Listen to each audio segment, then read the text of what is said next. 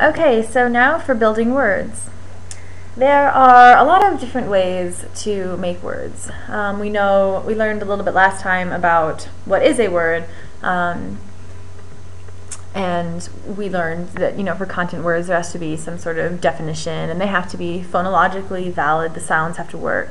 But then, how do you actually build these words, or where do these words come from? Well, there is coinage. Coinage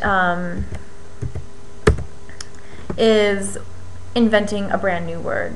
So there's this great example from The Simpsons. One woman says, "I never heard of the word embiggen until I moved to Springfield."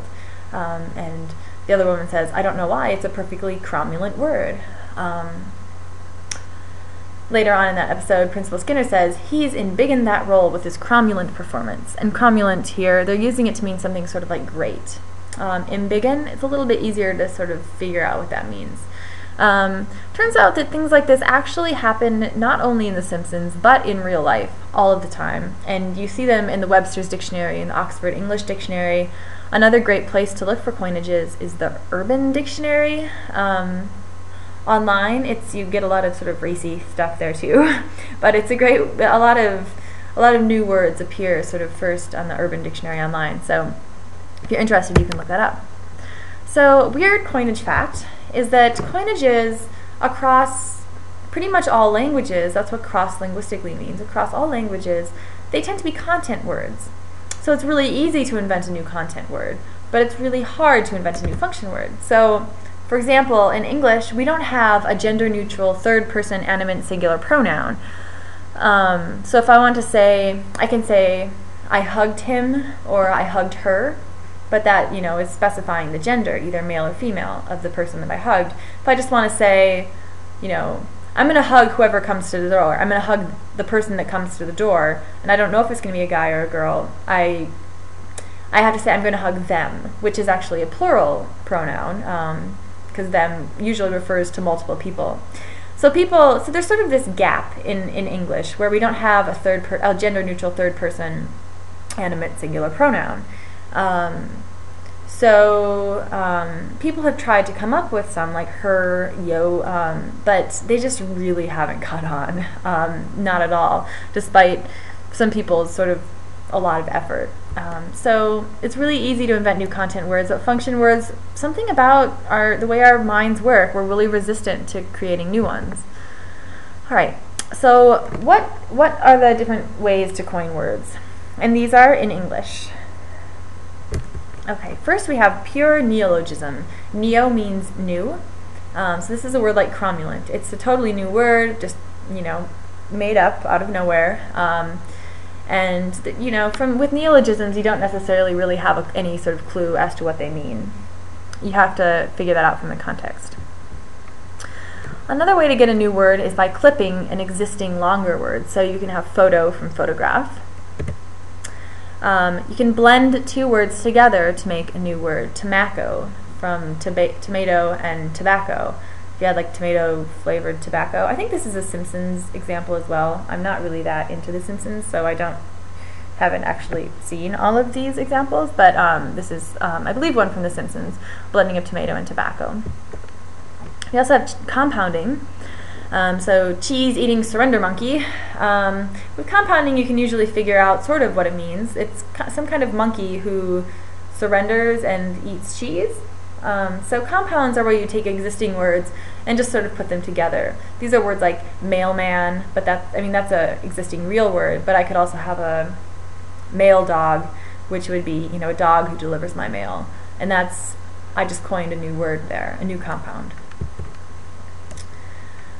Okay, so we also have back formation, where you take an existing word and sort of incorrectly infer that it came from a different word.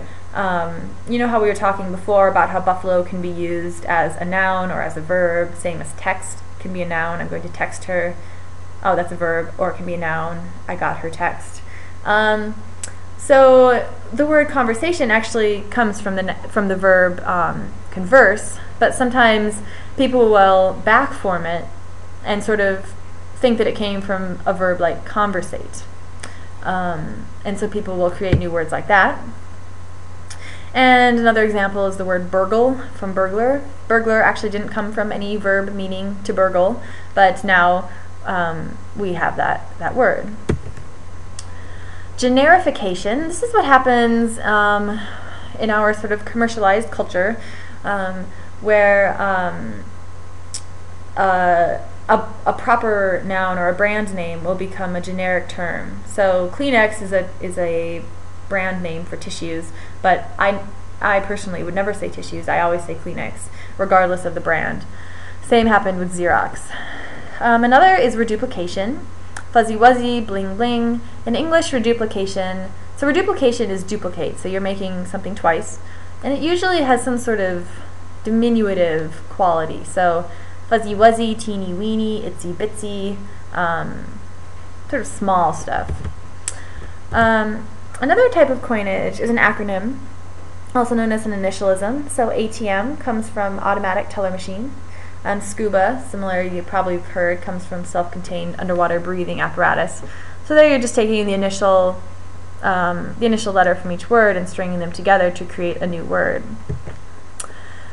We also have borrowings, where we take words from different languages. Borrowing is sort of an inaccurate term because it's not like we ever give them back, but they get to keep them too. So we have chutzpah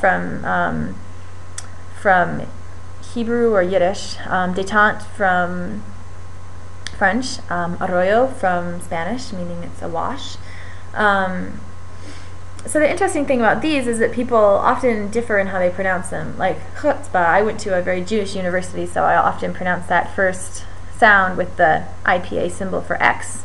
But if you don't speak any Hebrew, you'll just say chutzpah, which is just making it conform to the English sound system. The same with arroyo or arroyo, depending on whether you speak any Spanish, you might trill that R or just use the English sounding R's.